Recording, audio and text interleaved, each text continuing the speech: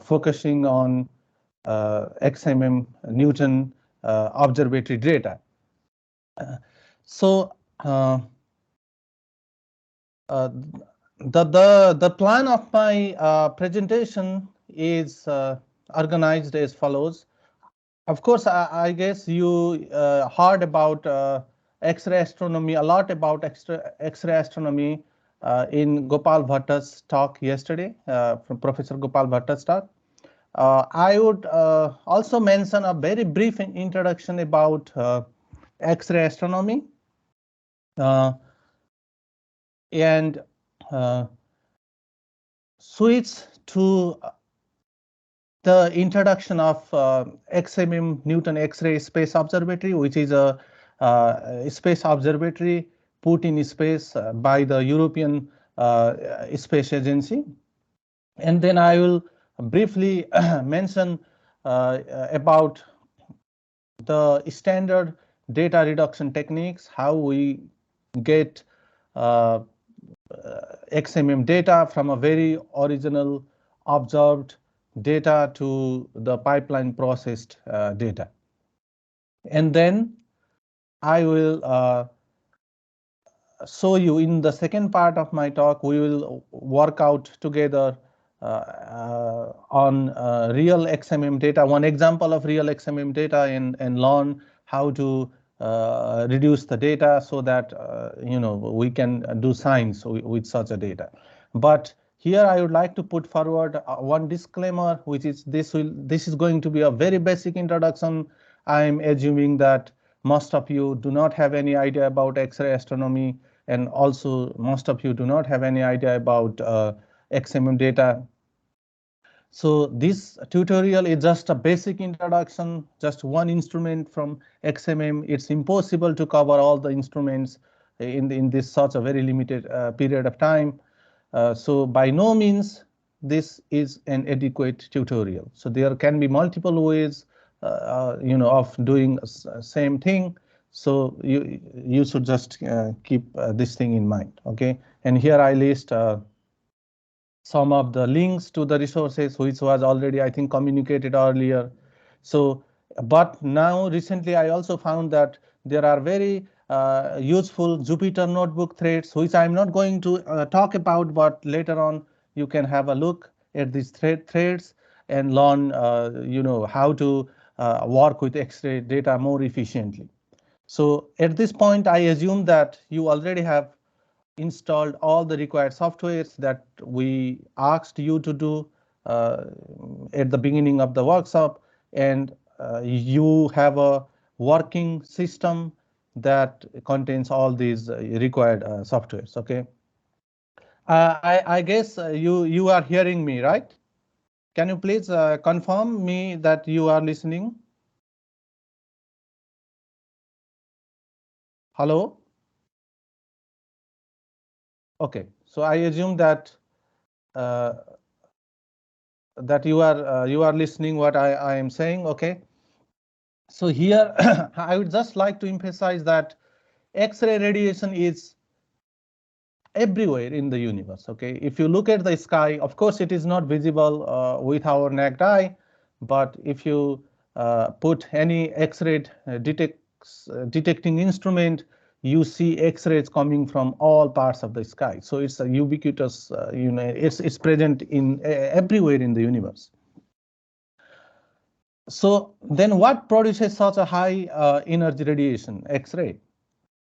So X-rays are given off by objects and processes that are extremely hot and energetic, such as superheated jets of material near black holes and explosion of a giant star called supernova. And even in in our own solar system, sun emits X-rays. Also, comets sometimes, when they encounter with the solar wind, X-ray radiation is emitted. And again, so this is just to give you, this is a very basic picture of comparison between different kinds of radiation. Okay, yeah, in the extreme left you see radio wave, which is compared with the extreme right. I mean, you can make a comparison with the gamma ray. So the first line gives the wavelength, and then you can just have in your mind, I mean, with what will be the approximate scale and the corresponding frequency. So X-rays lies here. Okay, so it gives you an idea that X-rays have a very extremely high frequency, a very less wavelength, which means that they are very energetic, and that represents almost a million, 10 million degrees of Kelvin temperature. Okay. And by studying X-rays coming from the astrophysical sources, we can have information about such sources, the processes that gives rise to this radiation, and also we can have a probe of extreme environment of such sources in the universe. But we cannot study X-ray. I mean, X-rays cannot be detected in Earth because we have this Earth atmosphere, ozone layer, and that's thanks to the presence of this atmosphere and air, these atmospheres in the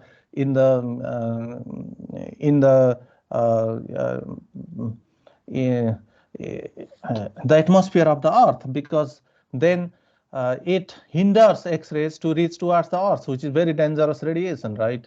It's very harmful for our health. But because of that, if you want to study X-rays, you need to send telescopes in space. You need to put them in space above this, this atmosphere. Okay, and here is just a comparison that how we can make this study using different bands of light, using different kinds of instruments. For example, X-rays, for studying X-rays and gamma ray, you need to put instruments in space. Also for infrared. But if you want to do some optical observations, you can go to the top, high altitude region, and you can set up an optical telescope there. And if you are trying to study the radio emission that is coming from space, you can put set up telescopes on the ground. Okay, but for X-rays, we definitely need to send instruments in space. So here I saw a slide which shows the history of X-ray astronomy, and this first panel compares the X-ray history with the optical history. So this you can see here that Galileo already used his telescope to make optical observations in 1600s. And then there is a steady development of optical astronomy, and we have now, very good optical instruments in space. But if you compare X-rays, which evolved only in late 90s, late 1900s, and then it gained so much popularity, and it became so much useful with the development of new instrument in a very short period of time, in about 40-50 years. Now the angular resolution that is attained by X-ray instruments almost compares with the angular resolution that is attained by the optical instruments. And in the bottom slide, I saw the number of X-ray sources that have been discovered over the time span of many years. Like you see here that the first X-ray source, which was discovered outside of solar system, was the source. And then with time, and technology, the X-ray instruments, more efficient X-ray instruments were invented. They were put in space, and with that advancement in technology, we now have a million of X-ray sources. Okay, up to now. So in over 5 decades, the increase in the X-ray sources are several orders of magnitude higher than when it was first discovered. And here I list, I show some of the currently working X-ray satellites. I mean, this one is what we are going to discuss more in detail. XMM-Newton, which is launched by European Space Agency, and we also have a telescope in space, which is a NASA telescope, Chandra, and there is an Indian Astrosat telescope, which is also a multi-wavelength, including X-ray telescope in space. We have Shujaku, which was a Japanese mission, and also this is a currently operating mission of NASA. NuStar telescope, X-ray telescope. This is a Chinese mission of Chinese National Space Agency, which is hard X-ray modulation telescope, which is also known as InSight, which is also currently operating. This is a Swift telescope of NASA. This is a Hiroshita telescope of European Space Agency, and this is which was very recently, 2 weeks ago, it was launched, which is this GRISM by the Japanese Space Agency. So these instruments have different science goals. They some of them are very efficient in doing X-ray spectroscopy. Some of them are doing very efficient, good instruments for doing X-ray imaging. So they are the instruments that have been developed for different purposes, and eventually they are all contributing for the development of X-ray astronomy. So what we can conclude, with all these instruments is presently there has been achievement in an unprecedented way for the X-ray imaging and spectroscopy. So we have a very high quality data to do a very good science. And here I in order to put in context, I show some of the major successes that X-ray observatories provided to us. Okay, so X-ray observatory provided a very good results, which shows the composition of the young supernova remnants. So we can actually map by studying the X-rays coming in a different wavelength band from this kind of sources. We can actually understand about the composition of the supernova remnant, what kind of chemical in which kind of ionization states are present in a supernova remnant. Okay, and also a very promising results are given by Chandra X-ray observations about the magnetic field in the stellar nursery. So in a very star forming regions, there is a huge presence of magnetic field, and this can be nicely studied by using Chandra X-ray observatory, and it has been studied already. Okay, and also a lot of interesting results about the black hole accretion physics have been provided by the Chandra and XMM-Newton observatories over the last 20 years or so. And X-ray studies also provided a lot of evidences for the star and planet interactions. So most of the results are provided by the XMM-Newton telescope in this direction. So my focus for today's presentation is European Space Agency's XMM-Newton observatory. This is an observatory which was launched on December 10th of 1999, which was a program of European Space Agency as a Horizon 2000 science program. So it carries 3 X-ray telescopes with an unprecedented effective area, so a very good effective area to detect photons with higher precision, X-ray photons with higher precision, and it also contains optical monitor. So it also contains a telescope that can do optical observations from sky.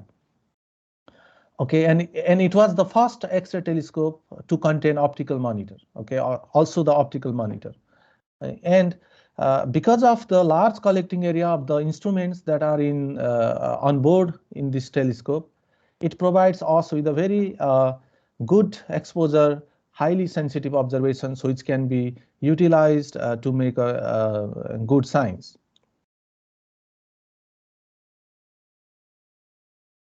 And here I briefly list the instruments Of course, this might be a bit complex slide for you, but we can only focus on this EPIC PN instrument, which mostly operates, EPIC instruments which operates in between these energy bands. So very soft X-ray to the medium hard X-ray. Okay, so 0.1 to 15 kilo electron volt. And also it has this reflection grating spectrometer, which is called RGS, which is mainly for doing spectroscopy, X-ray spectroscopy. Today we are going to use only one data of EPIC PN for one source and during our hands-on session. Okay, so but later on, if you are interested in using other instruments, it's not that difficult to learn it once you learn how to deal with the EPIC PN data. So you can get all this detailed information about these instruments from this link that I provide here. So here is a slide which shows how good is the this EPIC camera in terms of effective area. So here in the y-axis, the effective area is plotted against the x-axis, which is the energy. Okay, you see that in the soft X-ray band, XMM instruments, all of them actually, the EPIC PN also, of course, has the highest effective area, meaning that it can detect X-ray photons with a very high precision. And also other instruments. Here is just a comparison of the effective area. So of course, this is this RGS has quite low effective area, but that has a very good spectral resolution. Okay, so that is an instrument that is designed for a different purpose, for doing spectroscopy. But for doing X-ray continuum emission studies, these instruments, EPIC instruments, are quite good. So now I assume that you already have installed all the required softwares, packages, and dependency from this is one example of science analysis system software of XMM-Newton, but it requires, for example, the HIASoft software to be installed. I assume that you have already installed it and you are already ready to run the SAS software in your system. Okay, here first I will show you the example. Okay, how you initialize SAS, and then in the second part we will go for the hands-on data session. Okay, so first you have to initialize HIASoft. Of course, you can initialize it in many different ways. I have created an alias in my .bash RC. So if I type he in it, then it will automatically initialize HIASoft. You can do it by your way. It depends on how you have installed this software in your system. And then you have to initialize the SAS. The initialization of SAS is only possible after this step because the SAS depends on HIASoft. So you can initialize it here like this, or you can create a alias again and then initialize it that way. Then it will ask you to provide different paths. Okay, you have to export these different environments. For example, it will ask you where you have put your current calibration files. These are the files that contains information about the different instruments of XMM-Newton, and then okay, and then you have to provide the path to the data files where you have downloaded the observation data, which was communicated to you earlier, right? So I also assume that you have downloaded these observation data files, SAS audio files. Okay, and so this is how you download. I think you have already gone through the procedure that was sent to you, and you downloaded the data of NGC 5548. Okay, so this is just an example I'm showing, and you have also downloaded the current calibration files. So these are the files that are required, to work with the XMM data, which contains the information about the calibration. Okay, so And then now we need to provide these paths, okay, to the directory. For example, this first one provides exports an environment where the current calibration files are stored. So this is just a path. It will be different in your case. This is my path where I have installed my current calibration files. Okay, and this is SAS ODF is a path that you are exporting, where the path where you have stored the observation data files, ODF files. Okay, this is just a path pointing to the location where you have stored your observation data files. And then you have to go through a process which is like, from the observation data files, you need to create calibrated event list, which is still uncleaned, which we will clean later. But so in order to do this process, you have to use this task, which is a SAS task, CIF build. So it will build CIF files from the ODF file, and then okay, and then the next step is to extract information from the instrument housekeeping files and incorporate it in observation data file. So this task is called ODF ingest. We will practice it after a while, and then you have to produce, after completing these steps, you have to produce the calibrated event list. Okay, by using EPPROC for the EPIC-PN instrument, which we are going to do today. And for most, the command is emproc. So this is just I list it here, but we are not going to do this today. You can do it on your own after you learn how to do this with the PN instrument by using this EPPROC command. And then you have to build these calibration index files by using this command.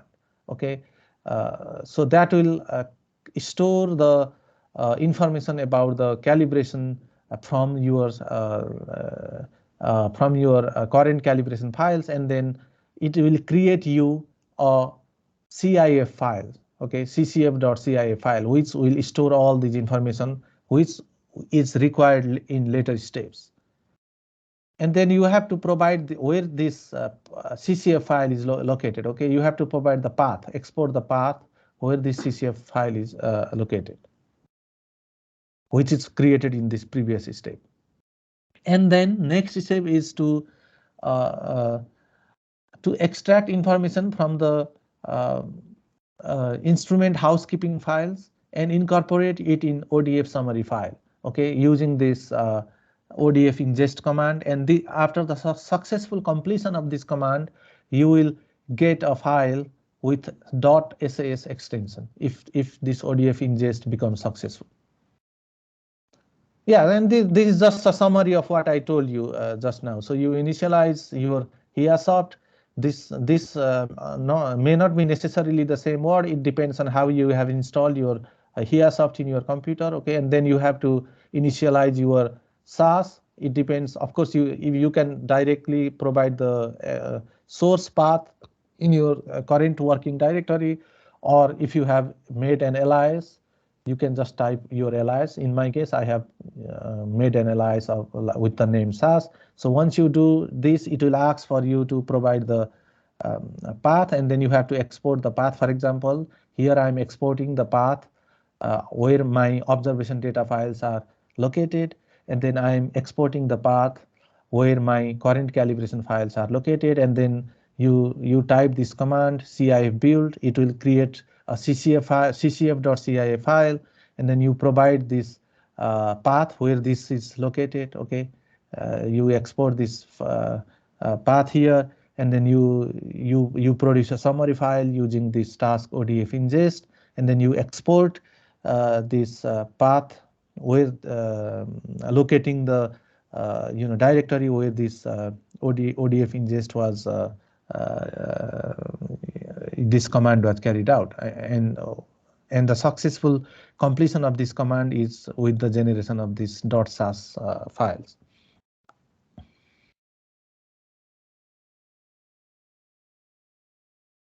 Okay, and then after you are done with all these initial setups, then you can run For epic PN data, you can run ep-pro command, okay, which will give you a list of new files like this. It can take some time depending on your power, depending on the specification of your computer. Okay, so you need to be patient. And so this is just some aspects that I showed you, which we are going to do practice. So from up to this step, you get a event list. Okay, you get a calibrated event list, but it is still uncleaned. It is not the final event list that can be used for doing science. Okay, it has a lot of it has a lot of how to say, it has a lot of other stops to clean. Okay, it contains a lot of unwanted things even up to this step. So now I'm going to show you a step how we can generate a cleaned calibrated event list which is free from contamination. Okay. So what are these steps? So for this we have to first understand the sources of contamination. Okay, sources of contamination of the data. So the very first okay, source is about the types of events. Okay, how X-ray is detected is when the photons encountered these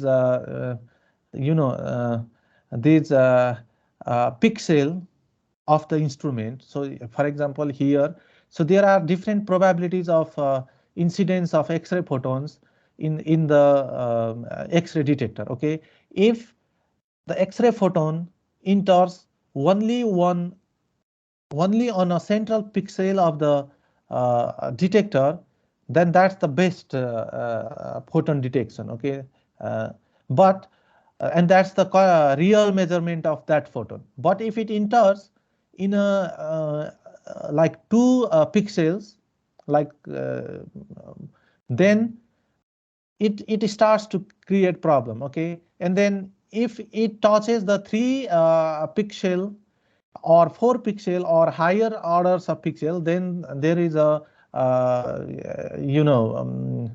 detection of there may be a detection of unreal photon. Okay, so first we need to correct for this effect, and the correction for this effect is usually done by using this command patron. Okay, so you see that if you so the standard way for correcting this effect is different for different instruments. So in case of EPIC PN instrument, it is recommended to use this patron command, which is less than or equal to 4 for including single pixel events and double pixel events only. Okay. But if you want to clear out this effect for the MOS instrument, which is another instrument which has different specifications, you need to use this flag patron is less than equal to 12.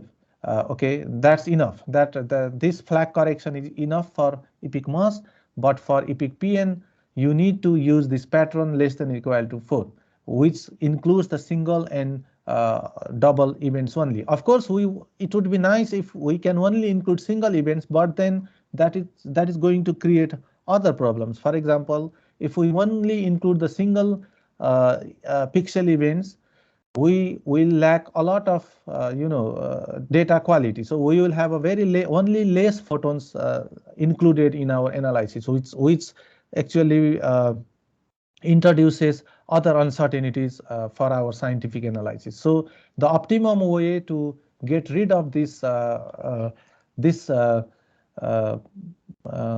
contamination is to include single and double events, and for that you need to use this pattern for EPIC PN, and for another instrument you need to use this pattern. Okay, that will ensure that whatever X-rays that you have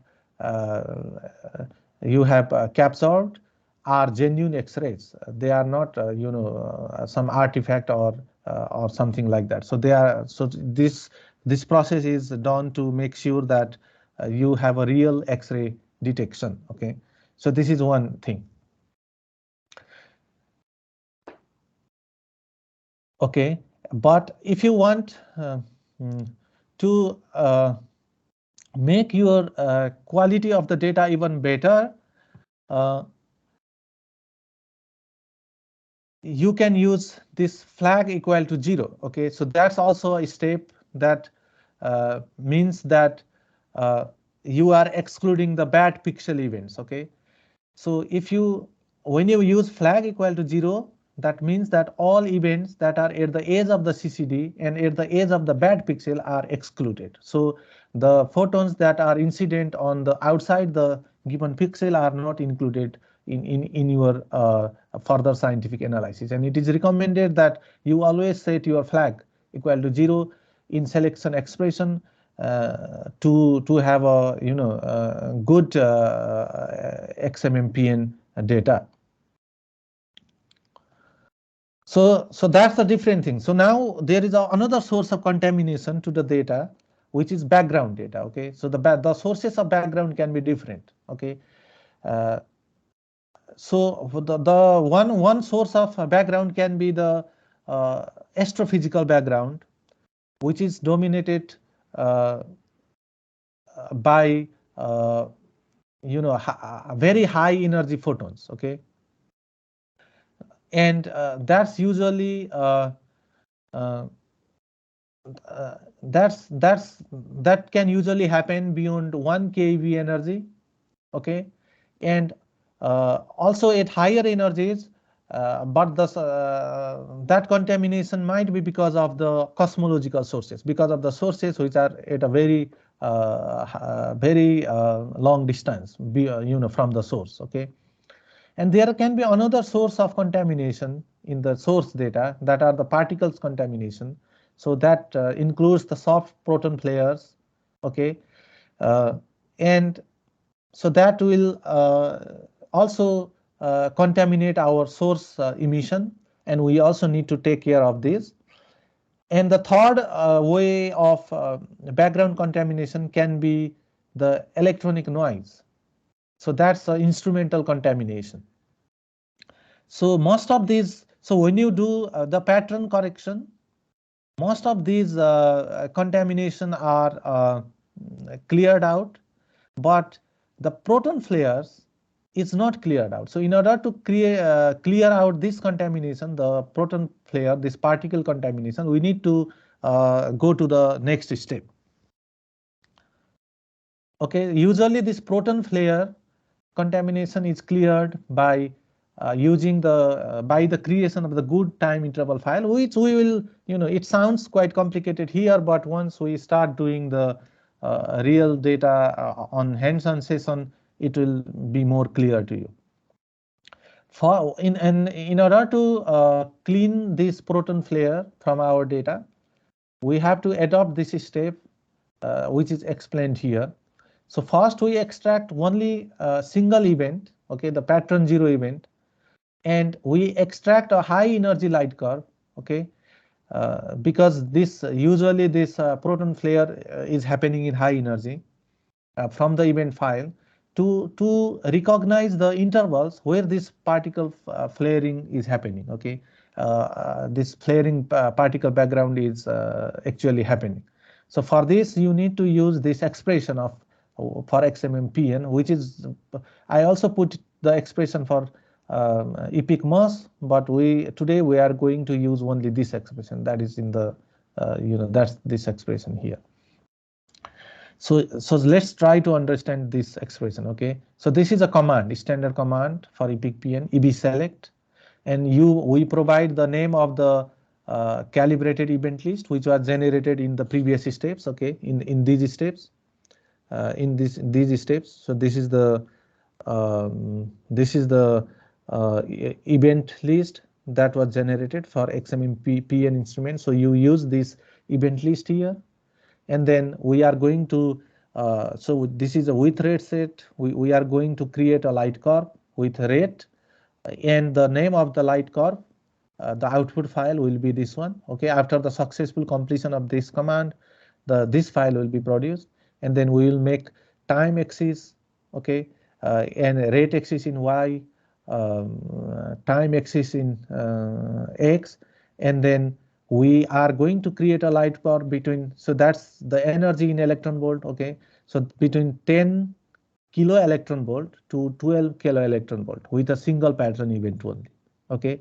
And after you do this, you get this file, okay, and then you can have a look at this file, okay, by using this fields view, which is again you need to have your HiaSoft installed in your computer to use this command. And if you see this event file fields view, and if you make a plot, then you see there are a lot of spikes in the light curve. Okay, so this is a light curve with a single event only, and we immediately you look for the standard emission, and you see a lot of spikes in between. Okay, it clearly tells you that these are the photons that is coming from other processes, not the source. Okay, so the source photon is more stable, like here, and you choose like, then you have to make a choice of your filtering process. You can, for example, define a rate like above which you want to cut this light. Okay, you do not want to include, for example, let's say, so this is 1 2 3 4. Okay, you can simply say, okay, I want to cut out the light above photon count 4 here. Okay, and then it will filter out. It will create a GTI set, which is called good time interval set, that is later on used to filter out these unwanted signals from your light curve. Okay, but you can also define in your expression. Here is the expression that we probably are going to use today. So this is here I write 0.4, but this is actually depends on your source. It is not constant for our source. So you have to make your manual choice looking at the light curve. Okay, and then you create then you use this GTI set, which is created using this command. Okay, so you are going to create this GTI set by filtering out the light curve which is unwanted into this file. Okay, and in case of this expression, you can write this expression in many different ways. For example, here we are writing this expression to include only the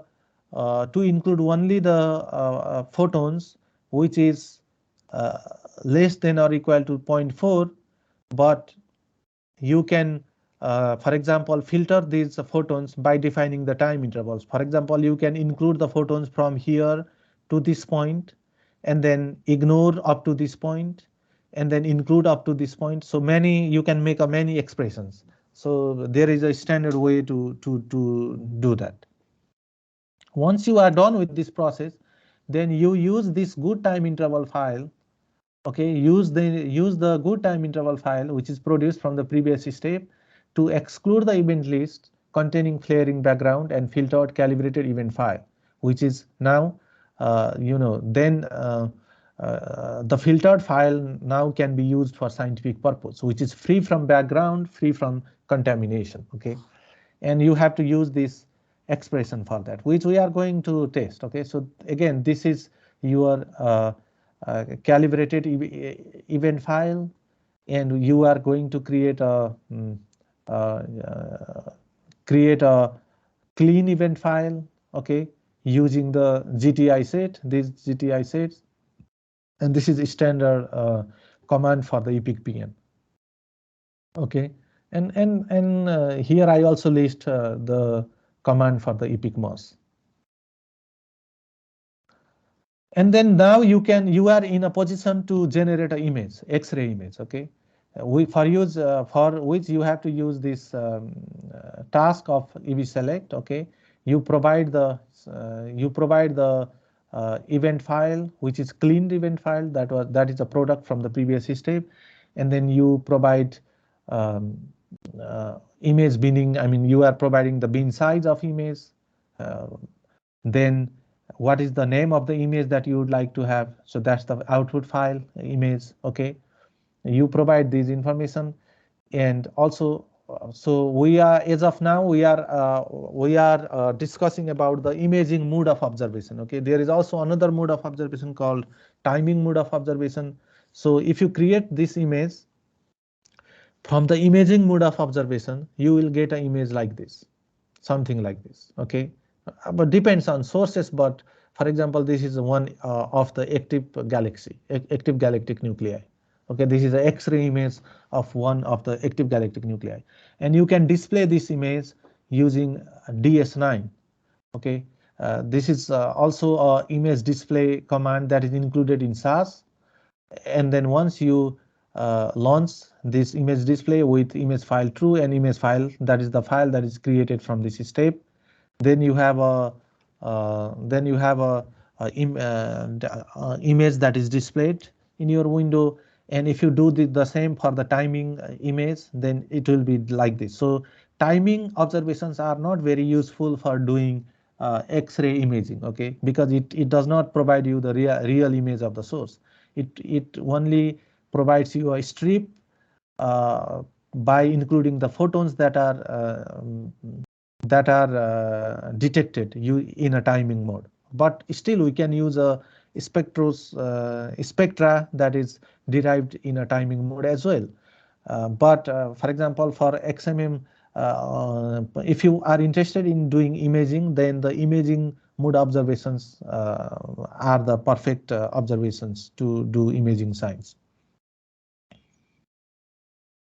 Then, so now we are already with the image. Then again, there is another contamination which should be corrected. Okay, that's called pile-up. So pile-up, the meaning of pile-up is the bright sources, 2 or more photons can deposit charge in a single pixel. So even in a single pixel, there can be 2 different photons that is hitting a single pixel. Okay, and when it is detected, it is the sum of the energy of that photon is detected. So it appears to be having a higher energy, it appears to be a photon of high energy. So there will be 2 photons that are incident on the same pixel, that are incident on the same pixel, and they appear to have a high energy than their original energy. Okay, so that's called this pile of energy. So in this case, if there are multiple events that are being falsely read as a single event, then the energy of that single event is equal to the sum of the energies of the these multiple events. So then we will have a problem. So that will create a false detection of high energy photons. Okay, and we need to correct for that. So in the next step, I am going to discuss about how to correct these kind of problems. So the effect of this pile-up is reflected when you plot the spectra of the given source, and the spectrum looks more hard than the than the actual spectrum. Okay, because there will be a lot of photons detected in the same pixel, and it appears as a single photon. Okay, which has an energy that is equal to the sum of all the individual photons that are incident on that pixel, and we need to correct for that. Okay, so the correction is usually done by checking by using this task ePatplot. Okay, and so by using this task ePatplot in the EV-select expression, you can create this image. Okay, so this is one image actually, the upper panel and the lower panel, and it shows you, for example, the different colors are for the different different event types, right? Okay, so this red color represents the single events. Okay, and this blue color represents the double events, green color represents the triple events, and so on. And this single plus double event is represented in this magenta colors. Okay, and first when you plot the when you plot the event file using this epat plot command of XMM, epat plot command of XMM, then you immediately see that this command actually fits the model with the observed events, and then there is a very clear deviation of the model from the observed event. Okay, and this deviation can also be measured in terms of these ratios here. That's the observed to model fractions. Okay, these numbers should be of the order of 1, very close to 1, if our observation is free from the pile up effect. Okay, then how to correct for this? Okay, usually pile up is most significant in the central part of the image, central part of the source. Okay, so this was created by extracting the photons, okay, that covers the source by this circle. So this the choice of the area of the circle with the center at the center of the source also depends on what science do you want to do. Okay, because you don't because we are now trying to correct the pile up effect. We do not want the region of the source which is contributing mostly for the pile up. In the next step, what we can try to do is we can ignore the central part of the region which is affected mostly by the pile up, and we can try to extract the photons only from the region that is between these two annulus, two circles. Okay, from this annular region. Okay, here, and you can again try to for example extract the source counts, but not from the circle, from the annular region, and try to plot it using this task, epat plot. Okay, so here we define annulus in the expression, and then you define the coordinates, physical coordinates of a annulus. So that is the central coordinate that defines the center. These first two coordinates, that is the radius of the in physical unit, in the physical unit of the image, the radius of the outer circle and the radius of the inner circle. Okay, and it produces the event list which contains the photon counts only from this surface, and then you plot it using this command, and now you see the image. Okay, now you see the deviation between the model and the uh, deviation between the model and the extracted counts are very small. Okay, they are not as deviated as here. You see here the to feel the difference. So they fit more in a better way, which immediately tells us that, and you see these ratios which are of the order of 1, very close to 1. Okay, now we can be sure that the photons that we extracted are free from pileup from this region. Okay, so we excluded this region. So the pileup effect is actually a difficulty in doing science, because it forces us to use different techniques to make the correction for pileup, but at the same time we are also losing photon counts because we are losing area. Okay, because we are trying to exclude this area. So that's the limitation of doing X-ray science, because if we want to have more photon counts, but we need to have more source area, but at the same time we would also like to not include the pileup. So in correcting for this pileup effect, we need to remove the source area. So that correction process is done on the basis of science, which you can do, and you correct for the pileup at the cost of photon counts. But this effect has to be corrected. Okay, and then once you are free from pileup, once you know once you correct for all these effects, and also once you know about the area where pile up is mostly present, then you make your decision about selection of source.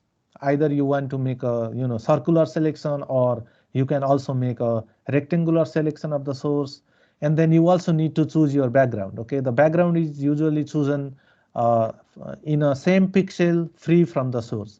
You cannot choose your background here. Okay, that's still contains source. So you need to choose your source in the same um, pixel, but it should be free from the source. And this is for the timing mode. Okay, you can also for timing mode, it's impossible to make a source selection by using circle, so you must make a whole vertical rectangle for your source. Of course, depending on what is the quality of the image, you choose your source region for timing mode. And this is actually after you decide what which region of the source you are going to use in background for your event extraction. Then you can proceed with the generation of light curve. Okay,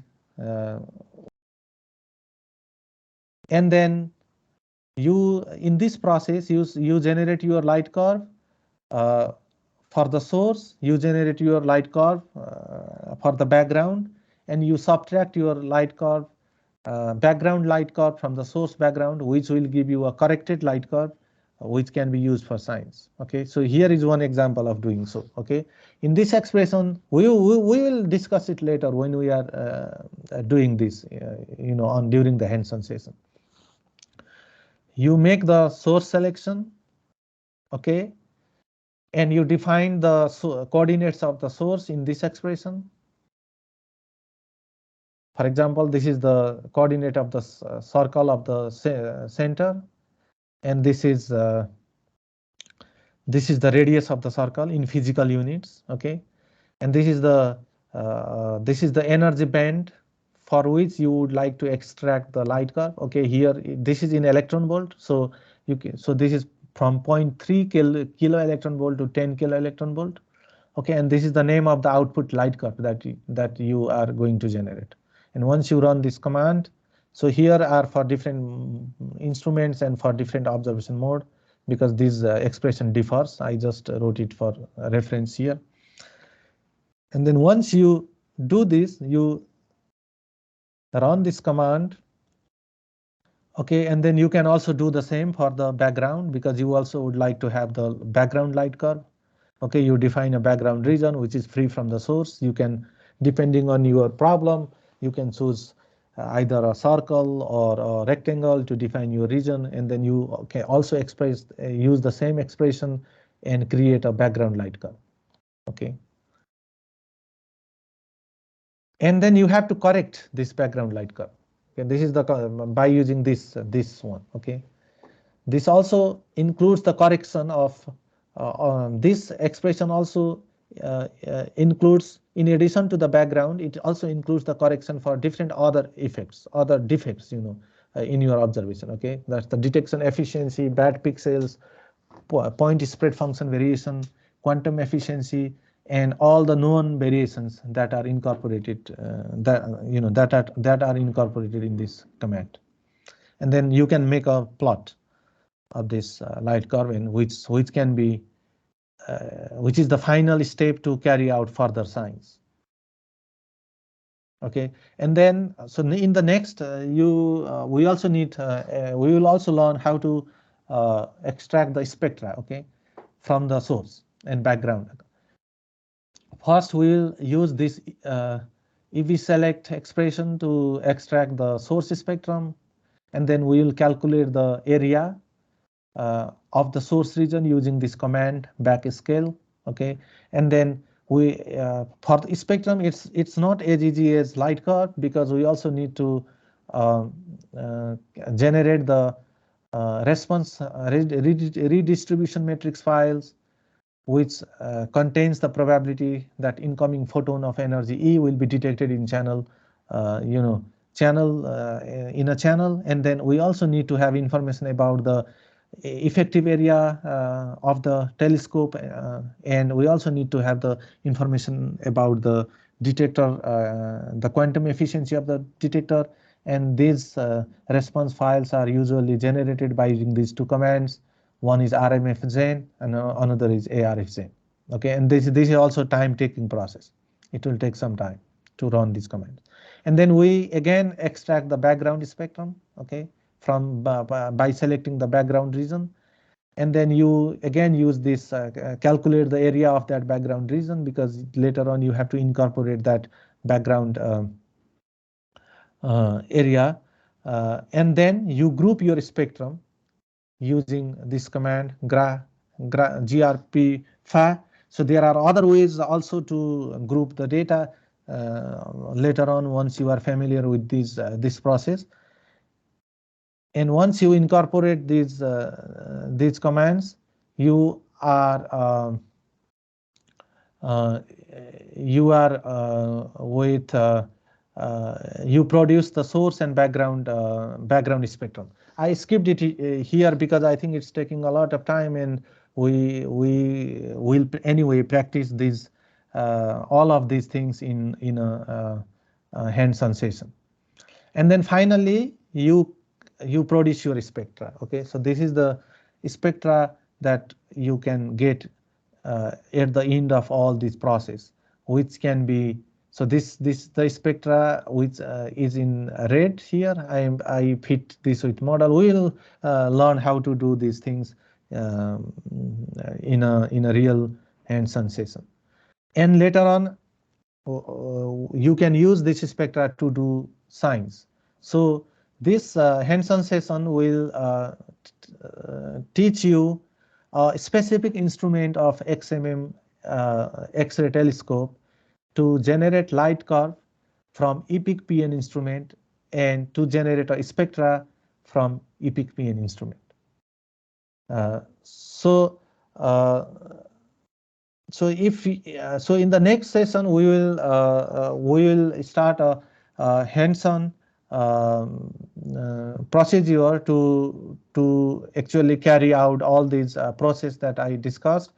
In the meantime, if you have any questions, you can now ask me. Thank you.